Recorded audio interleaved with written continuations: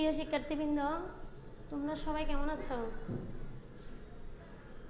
আশা রাখছি সবাই নিশ্চয় ভালো আছো, সুস্থ আছো। তোমরা ইতিমধ্যে নিশ্চয় শিক্ষা বোর্ড কর্তৃক প্রণীত এই করোনাকালে পাঠ্যক্রমে যে সংক্ষিপ্ত সিলেবাস তোমাদেরকে সরবরাহ করা হয়েছে, নিশ্চয় তোমরা সেটা সরবরাহ করেছো। সেই সিলেবাস অনুযায়ী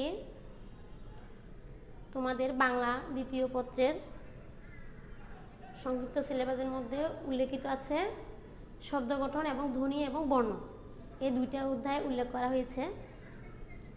এর মধ্যে আমি শব্দ গঠনের অধ্যায়টা খুব ভালো করে আলোচনা করেছি, নিশ্চয় তোমরা খুব মনোযোগ সহকারে সেগুলো আয়ত্ত করেছ। প্রত্যেকটা ক্লাস খুব ভালোভাবে তোমরা অনুশীলন করেছ। আজকে আমরা বাকি যে অধ্যায়টা আছে ধ্বনি এবং বর্ণ, সেটা নিয়ে আলোচনা করব। প্রিয় শিক্ষার্থীবৃন্দ, তাহলে চলো আজকে আমরা আমাদের পাঠে মনোনিবেশ করি। আমি শুরুতে সবাইকে সপ্তম শ্রেণীর সকল শিক্ষার্থীকে আজকের এই অনলাইন ক্লাসে স্বাগত জানাচ্ছি। তাহলে আজকে আমাদের আলোচ্য বিষয় হচ্ছে কি? ধ্বনি এবং বর্ণ।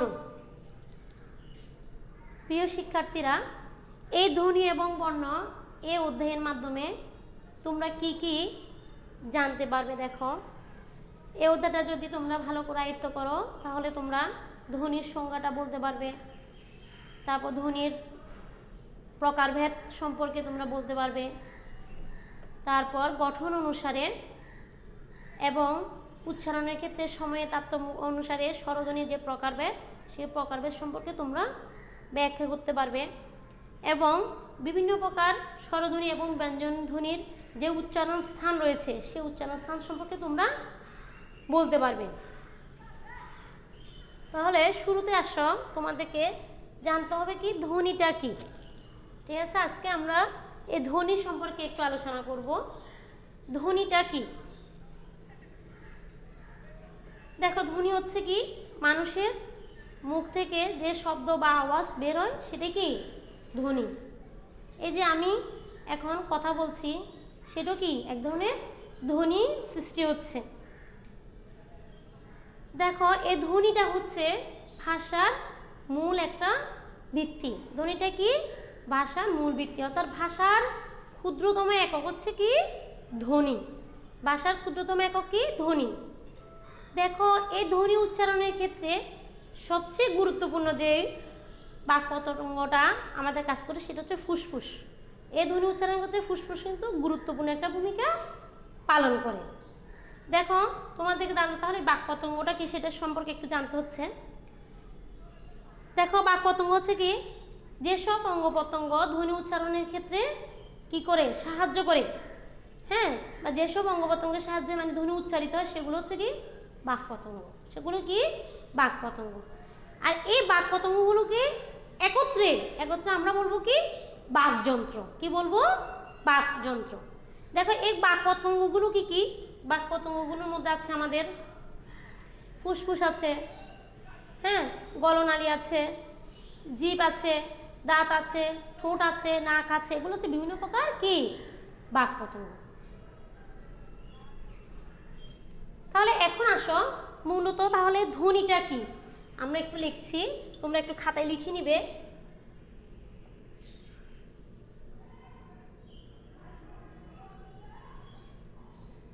ধ্বনিটার প্রসঙ্গে আমরা বলতে পারি মানুষের মনের ভাব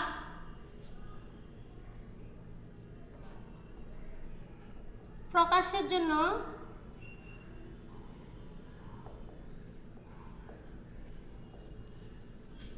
বাকযন্ত্রের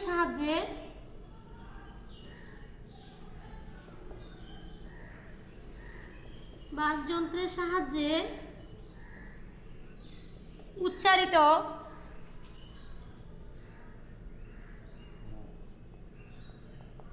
উচ্চারিত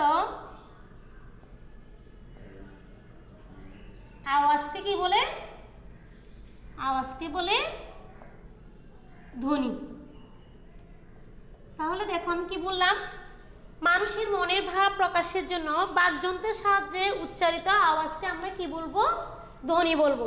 যেমন দেখো, যেমন অ, ঠিক আছে, একটা ধ্বনি আ, তারপরে ক, খ, হ্যাঁ, চ ইত্যাদি, এগুলোকে একটা কি?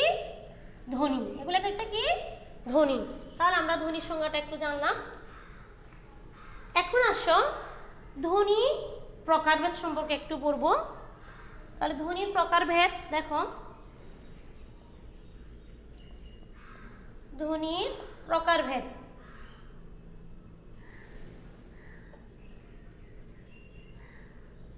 দেখো, এই ধ্বনি মূলত দুই প্রকার। কয় প্রকার বললাম? ধ্বনি মূলত দুই প্রকার। এই দুই প্রকার কি কি দেখো একটু।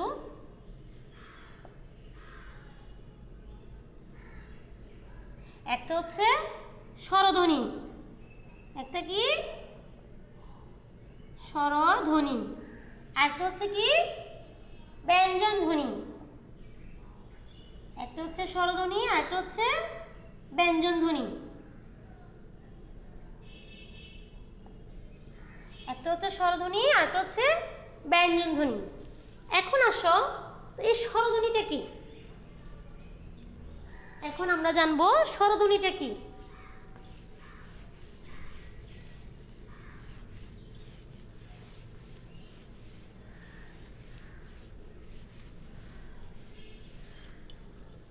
স্বরধ্বনিটা হচ্ছে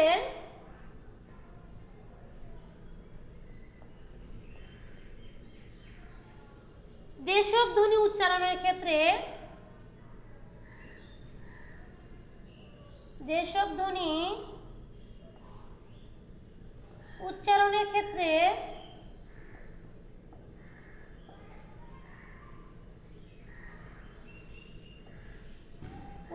ক্ষেত্রে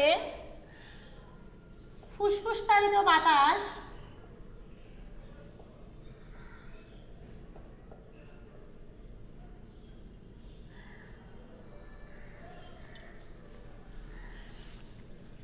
মুখের কোথাও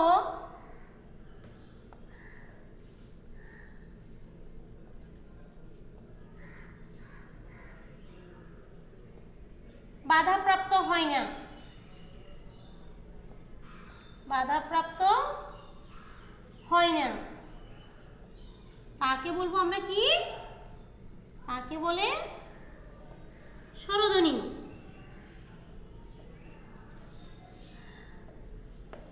যেসব ধ্বনি উচ্চারণের ক্ষেত্রে ফুসফুসতাড়িত বাতাস মুখের কোথাও বাধাপ্রাপ্ত হয় না তাকে বলবো কি? স্বরধ্বনি। যেমন দেখো, যেমন স্বরধ্বনিগুলো কি আমরা যে তোমরা জানো, অ, আ, রস্বই, রস্যু ইত্যাদি, ঠিক আছে। দেখো এই ধ্বনি উচ্চারণ করতে কিন্তু মুখের কোথাও বাধাপ্রাপ্ত হচ্ছে, আমরা খুব সহজে বলে কি উচ্চারণ করতে হচ্ছে অ, সরিও, সরিয়া, হ্যাঁ, এখানে কোথাও কি আমাদের কোথাও মুখের কোথাও এটা কোনো বাধা সৃষ্টি হচ্ছে না, সেগুলোকে আমরা বলবো কি? স্বরধ্বনি। এখন আসো ব্যঞ্জন ধ্বনি কি।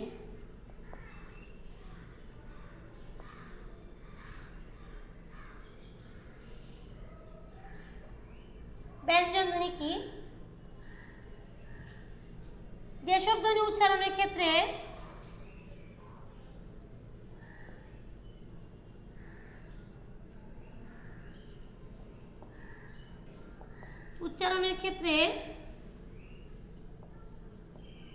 ফুসফুস তাড়িত বাতাস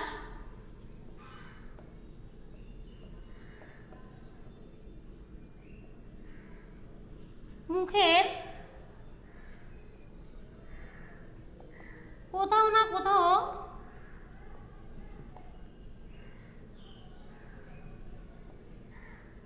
বাধা সৃষ্টি করে বা বাধাপ্রাপ্ত হয়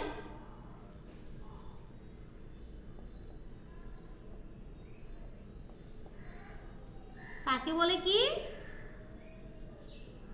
ব্যঞ্জন ধ্বনি। তাকে বলে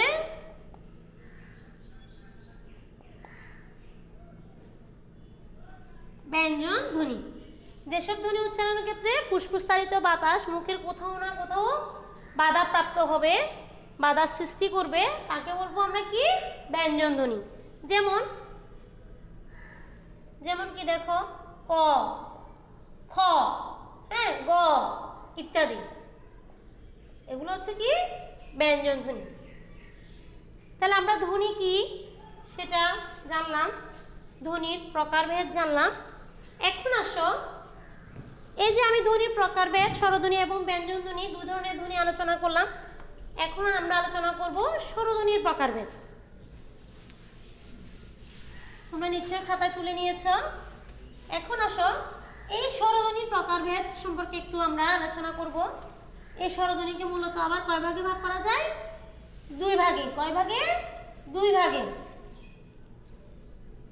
স্বরধ্বনির প্রকারভেদ।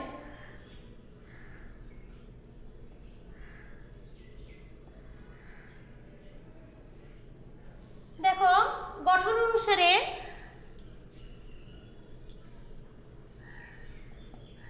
অনুসারে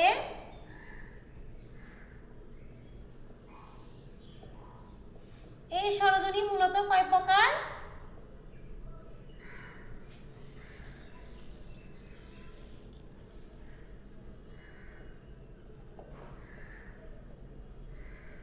গঠন অনুসারে স্বরধ্বনি কয় প্রকার? দুই প্রকার। কি কি দেখো,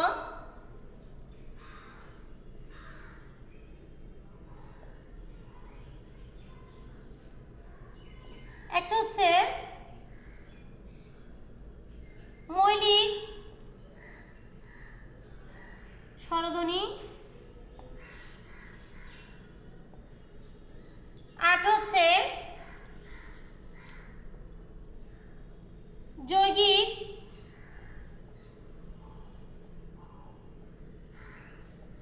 স্বরধ্বনি। একটা হচ্ছে কি মৌলিক স্বরধ্বনি আর একটা হচ্ছে যৌগিক স্বরধ্বনি। এখন আসো মৌলিক স্বরধ্বনিটা কি?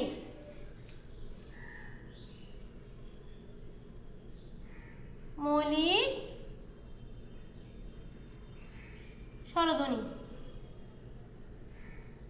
মৌলিক স্বরধ্বনি হচ্ছে যেসব ধ্বনিকে ভাঙা বা বিশ্লেষণ করা যায় না সেগুলোকে আমরা বলবো কি মৌলিক স্বরধ্বনি। আমি একটু লিখছি, যেসব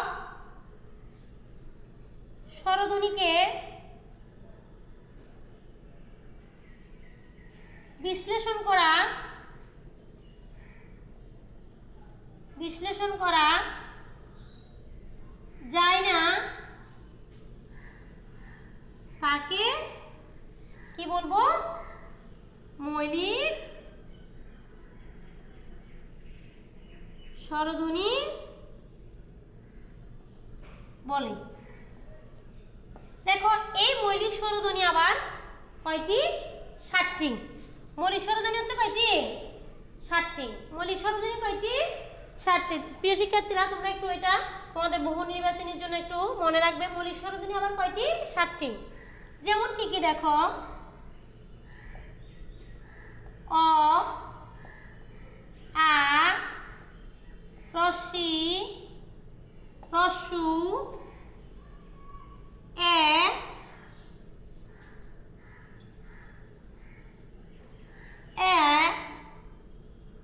আর হচ্ছে কি ও।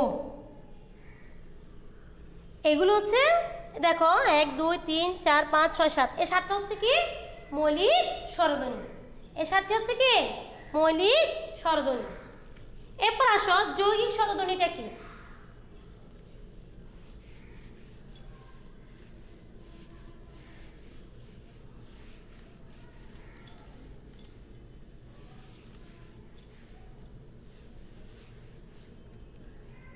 যৌগিক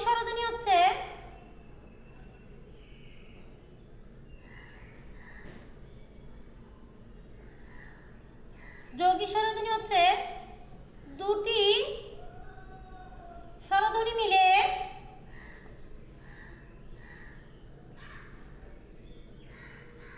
একটি ধ্বনির সৃষ্টি হলে, দুটি স্বরধ্বনি মিলিয়ে একটি ধ্বনির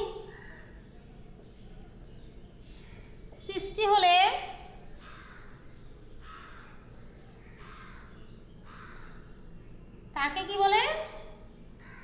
তাকে বলে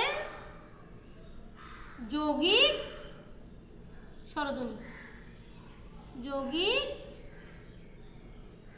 স্বরধ্বনি। দুইটি স্বরধ্বনি মিলে একটি ধ্বনির সৃষ্টি হলে তাকে কি বলে? যৌগিক স্বরধ্বনি। যেমন এই যোগ দেখো, এখানে একটা কথা তোমরা একটু মনে রাখবে, যৌগিক স্বরধ্বনি আবার দুইটি। মৌলিক স্বরধ্বনি কয়টি বলছি আমি? 60টি। আর যৌগিক স্বরধ্বনি হচ্ছে কয়টি? দুইটি। যেমন অ যোগ রস্যি, এ মিলে হবে কি? ওই। ঠিক আছে, এটা একটা যৌগিক স্বরধ্বনি, মানে ওইটা একটা যৌগিক স্বরধ্বনি। তারপর অ যোগ রস্যু, এই দুটো মিলে হবে কি?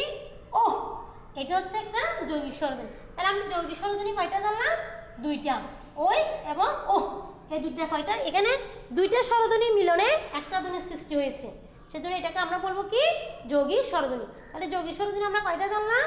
দুইটি, একটা হচ্ছে ওই, একটা হচ্ছে ওহ। তাহলে দেখো, এটা হচ্ছে দুইটা হচ্ছে কি? যৌগিক স্বরধ্বনি। তাহলে আমরা স্বরধ্বনির প্রকারভেদ সম্পর্কে একটু জানলাম। এখন আসো, উচ্চারণের ক্ষেত্রে সময়ের তারতম্য অনুসারে এই স্বরধ্বনিকে আবার দুই ভাগে ভাগ করা যায়, সেগুলো কি?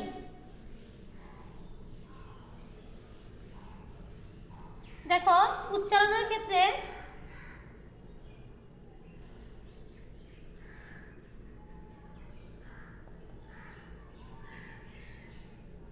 সময়ের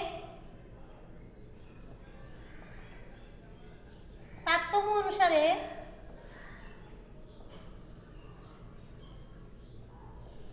এই স্বরধ্বনিকে আবার কয় ভাগে ভাগ করা যায়?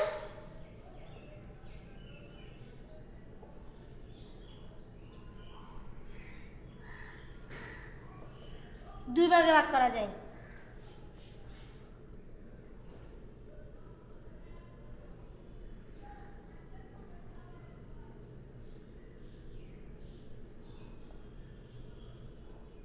একটা হচ্ছে কি? দেখো,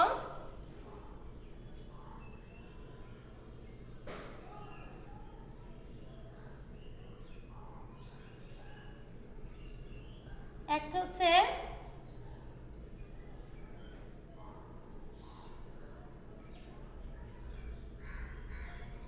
হ্রস্ব স্বরধ্বনি, আর একটা হচ্ছে দীর্ঘ স্বরধ্বনি। তাহলে উচ্চারণের ক্ষেত্রে সময়ের তারতম্য অনুসারে এই স্বরধ্বনিকে আবার কয় ভাগে ভাগ করা যায়? দুই ভাগে। একটা হচ্ছে হ্রস্ব স্বরধ্বনি, আর একটা হচ্ছে দীর্ঘ স্বরধ্বনি। এখন আসো, এই হ্রস্ব স্বরধ্বনিটা কি?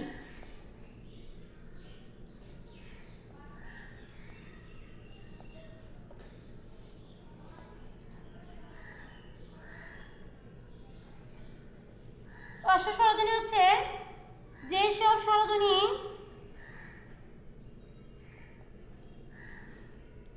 উচ্চারণের ক্ষেত্রে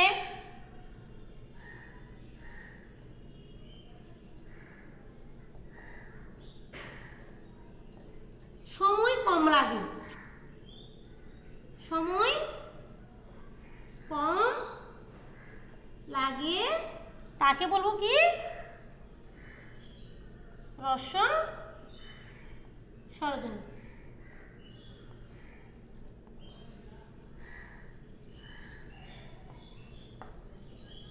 দেখো প্রিয় শিক্ষার্থীরা, তোমরা নিশ্চয় জানো স্বরধ্বনি হচ্ছে মোট 11টি। তার মধ্যে দেখো এই হ্রস্ব স্বরধ্বনি হচ্ছে 4টি। কয়টি? 4টি। সেগুলো কি কি দেখো, যেমন অ, রসি, রসু, একটা হচ্ছে কি? রি। তোমরা একটু এগুলো মুখস্থ লাগবে, কারণ তোমরা যদি এগুলো মুখস্থ না রাখো, তোমাদের বহু নির্বাচনের ক্ষেত্রে তোমরা একটু দ্বিধাদ্বন্দ্বে পড়তে পারো। সেজন্য একটু মনে রাখবে হ্রস্ব স্বরধ্বনি কয়টি এবং সেগুলো কি কি। তোমাদের হয়তো বহু নির্বাচনের মধ্যে এভাবেও দিতে পারে কোনটি হ্রস্ব স্বরধ্বনি। হ্যাঁ, তো ওখানে তো দীর্ঘ স্বরধ্বনি থাকবে 3টা, হ্রস্ব স্বরধ্বনি থাকবে 1টা। এখন তুমি যদি এই 4টা মুখস্থ না রাখো, একটা নির্ধারণ করা সম্ভব নয়। তো সেজন্য এগুলো একটু মুখস্থ রাখবে। এরপর আসো, তাহলে আমি হ্রস্ব স্বরধ্বনি কয়টি লিখলাম? 4টি। এরপর আসো দীর্ঘ স্বরধ্বনিটা কি? দীর্ঘ স্বরধ্বনি হচ্ছে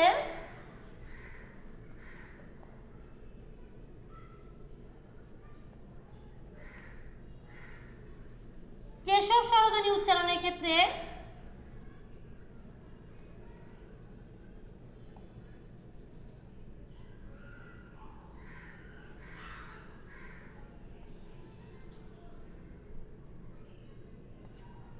সময় বেশি লাগে, সময়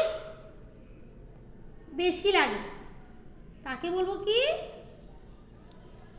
দীর্ঘ স্বরধ্বনি।